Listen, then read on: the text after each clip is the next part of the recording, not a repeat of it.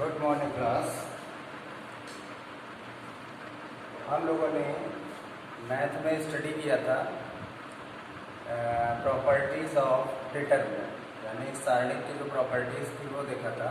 अब सारणी की प्रॉपर्टी के क्वेश्चन देखते हैं, ठीक है।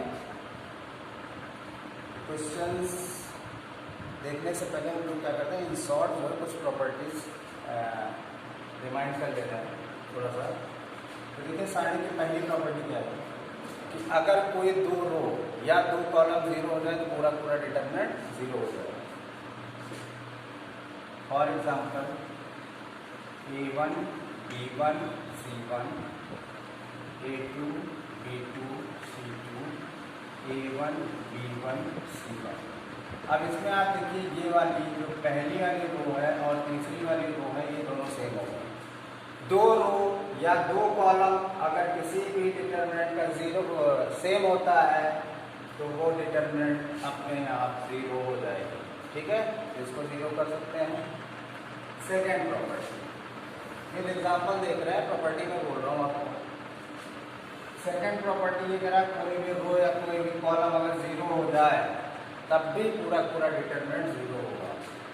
1 2 3 0 0 0 4 5 6। देखिए एक पूरा पूरा कॉलम इसमें जीरो हो रहा है या पूरी पूरी रो अगर जीरो हो जाती तब भी हम कह सकते थे कि हमारा डिटरमिनेंट क्या होगा, जीरो होगा, ठीक है। ये छोटी छोटी प्रॉपर्टीज हैं। अब देखिए थर्ड प्रॉपर्टी,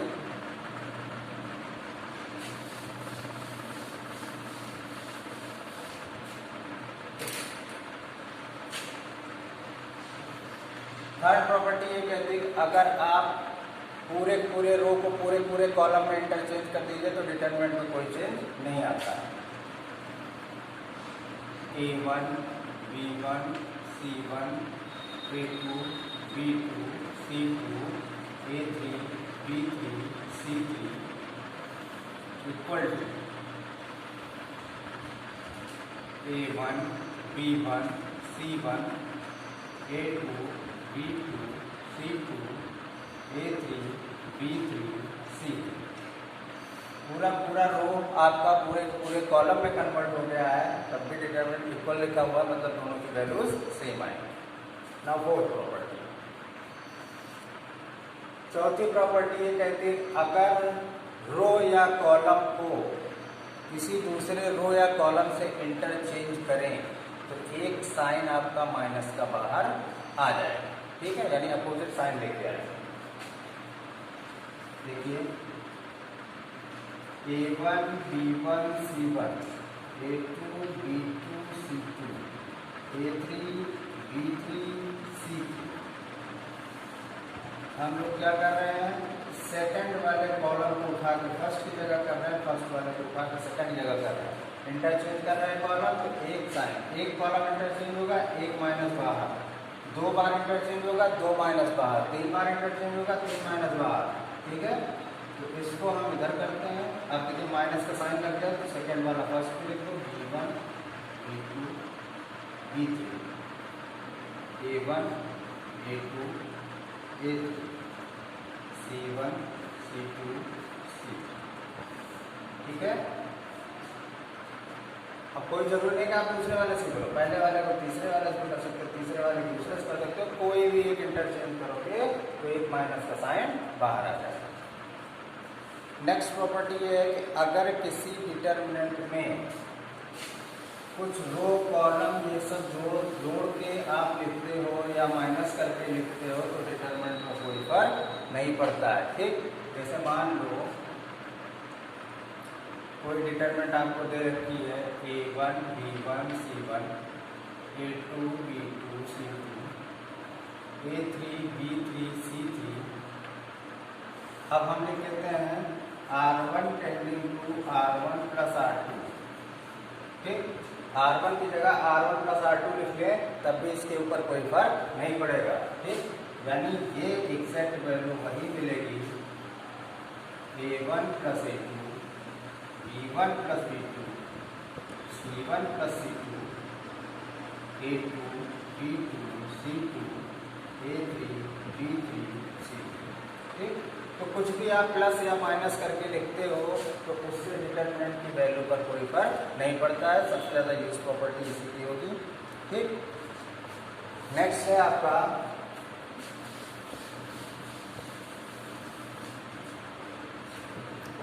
अगर मान लीजिए दो डिटरमिनेंट आपको दे रखे हैं, a1 plus alpha, a2 plus beta, a3 plus gamma, b1 b2 b3, c1 c2 c3। तो ये बराबर क्या हो जाएगा? पहले आप a1 a2 के साथ एक बना लो, a1 a2 a3, b1 b2 b3, c1 c2 c3 plus इसका प्लस अब अल्फा बीटा गामा के साथ जोड़ता हूँ, alpha beta gamma, b1 b2 b3, c1 c2 c3। ठीक, इस तरह से इसको आप दो पार्ट में ब्रेक कर सकते हैं। अब हम लोग कुछ क्वेश्चंस देखते हैं। ठीक है, डिटरमिनेंट को सॉल्व करने के कुछ क्वेश्चंस देखते हैं।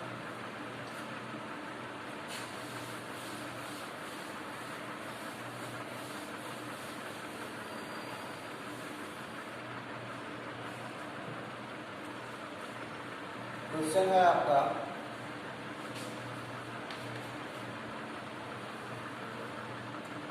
One A square, one B square,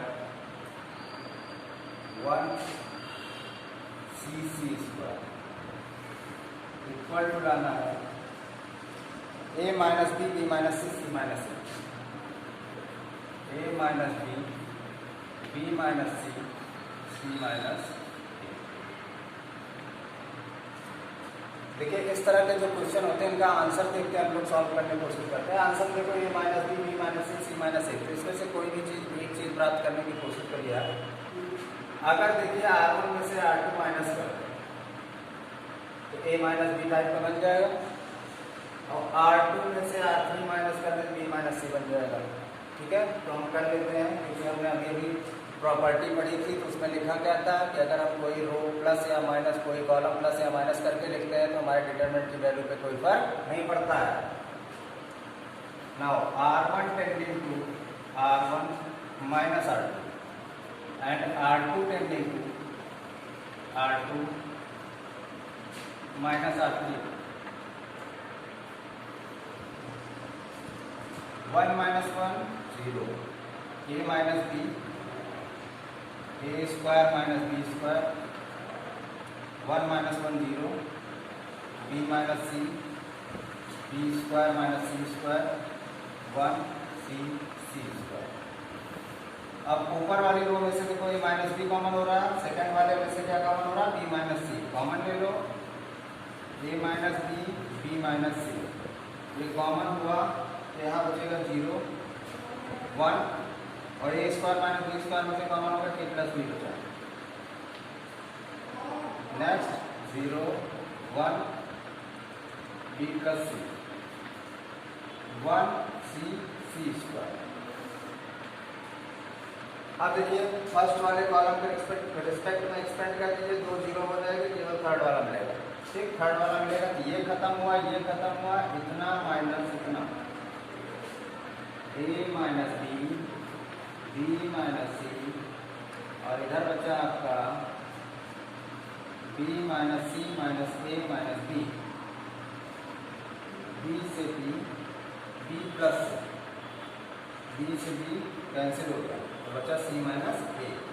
ये आपका हो जाएगा ए माइनस बी माइनस सी और सी माइनस ए। ये प्रूव हो गया। ठीक है,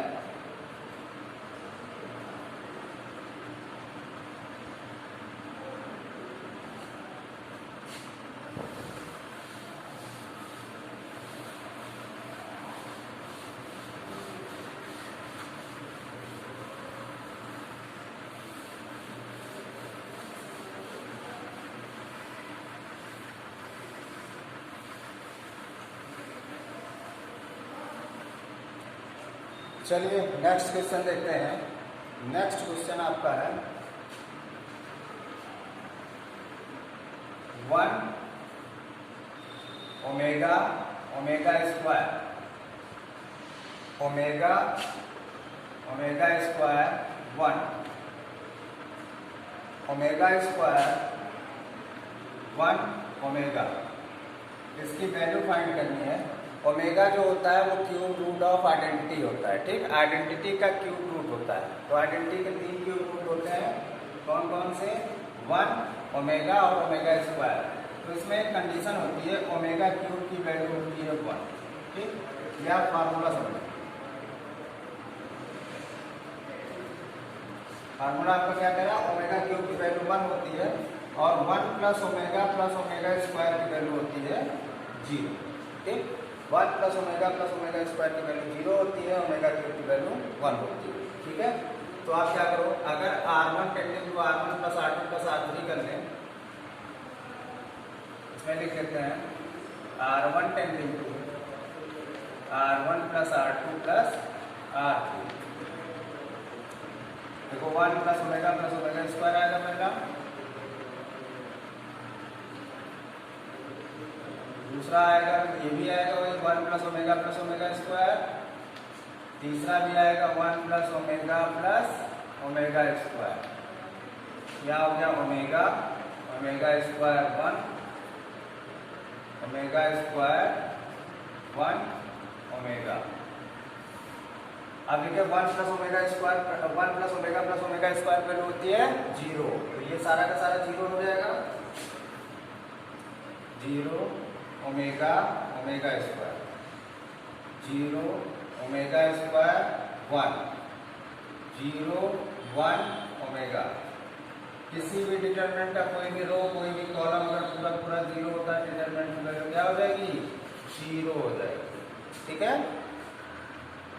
तो ये क्वेश्चन कई बार बोर्ड में पूछा जा चुका है और अच्छा क्वेश्चन है। केवल आपको इसकी प्रॉपर्टी ओमेगा की मालूम होनी चाहिए कि ओमेगा क्यूब की वैल्यू 1 होती है और 1 प्लस ओमेगा स्क्वायर की वैल्यू 0 होती है, ठीक बेटा।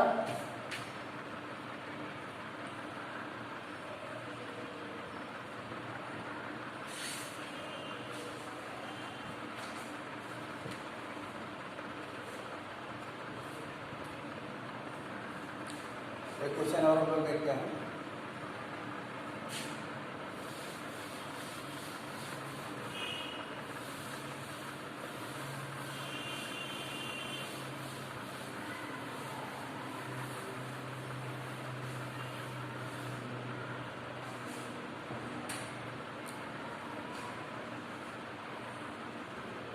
क्वेश्चन है आपका, प्रूव करना है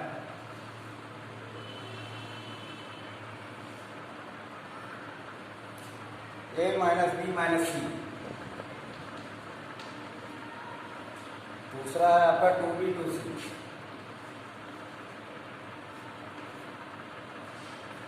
फिर आपका 2a b minus C minus a 2c 2a 2b c minus a minus b equal to लाना है a plus b plus c का क्यूब।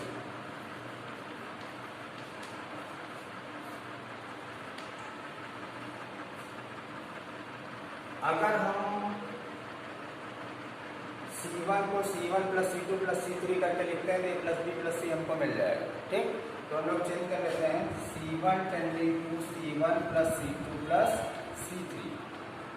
तो ये आपका हो जाएगा 2b जाएगा यहाँ प्लस b, 2c जाएगा plus c, a plus b plus c और यहाँ बचेगा 2b 2c।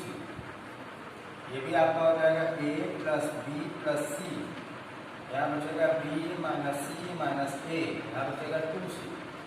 ये भी आपका हो जाएगा a plus b plus c, यहाँ आपका बचेगा 2b c minus a minus b। अब देखिए a plus b plus c आपका कॉमन हो रहा है, कॉमन ले लीजिए।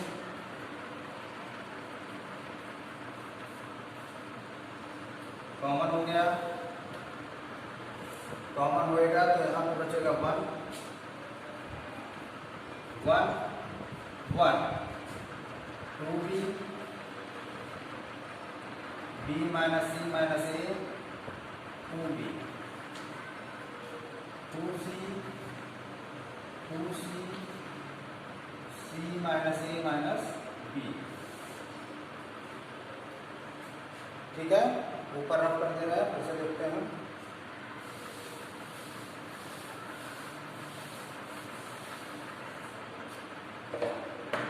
अब अगर R2 में से R1 को माइनस कर दो तो ये टर्म 0 हो जाएगा, और R3 में से R1 को माइनस कर दो तो ये टर्म 0 हो जाएगा। सॉल्व करने में हमको आसानी हो जाएगी। ठीक, तो अब लिखते हैं R2 tending to R2 minus R1, R2 tending to R2 minus R1 and R3 tending to R3 minus R1। R1 में हमने कोई चेंज नहीं किया है, केवल R2 और R3 में किया, तो R1 में से सही लिखा जाएगा 1 2b 2c, 1 में से बन जाएगा 0, इसमें से 2b जाएगा तो माइनस का b आ जाएगा, यानी माइनस कॉमन ले लेंगे तो बचेगा a plus b plus c, और 2c में से 2c जाएगा 0। ठीक है, अब देखो 1 में से 1 जाएगा 0, 2b में से 2b जाएगा 0, c minus a minus b, minus 2 से करेंगे तो माइनस कॉमन हो जाएगा a plus b plus c, ये आपका बचा। अब देखिए सेकंड वाली रो में से, अच्छा जो इसके आगे कॉमन था वो आप कॉमन वाला नोट कर दीजिएगा। इसके आगे कॉमन क्या था, a plus b plus c। अब यहाँ पे देखिए सेकंड वाले में से a plus b plus c common है, थर्ड वाले में से भी a plus b plus c common है, तो ये दोनों कॉमन निकलते हैं, यहाँ क्यूब हो जाएगा a plus b plus c का क्यूब। अब ब्रैकेट के अंदर यहाँ बचेगा आपका 1 2b 2c 0 माइनस 1 0 0 0 माइनस। अब देखो पहला वाला मिलेगा, बाकी तो 0 हो गए, एक्सपेंड कर दो तो a plus b plus c का whole square whole cube 1 into ये खत्म ये खत्म, माइनस 1 का माइनस 1 से 1 1 माइनस 0 1, तो ये बराबर आ जाएगा आपका a plus b plus c का होल क्यूब। ट्रू। इस तरह आप प्रॉपर्टी लगा के डिटरमिनेंट के क्वेश्चन को इजीली सॉल्व कर सकते हैं। तो बेटा इसकी प्रैक्टिस कीजिए, कोशिश कीजिए ज़्यादा से ज़्यादा क्वेश्चन अटेम्प्ट करें, क्योंकि ये लॉन्ग में आते हैं, और जो क्वेश्चन नहीं आता है वो आप पूछ सकते हैं, कमेंट बॉक्स में पूछिए, आपको उसका रिप्लाई दिया जाएगा। इसके आगे का नेक्स्ट क्लास में देखते हैं। ठीक है, थैंक यू।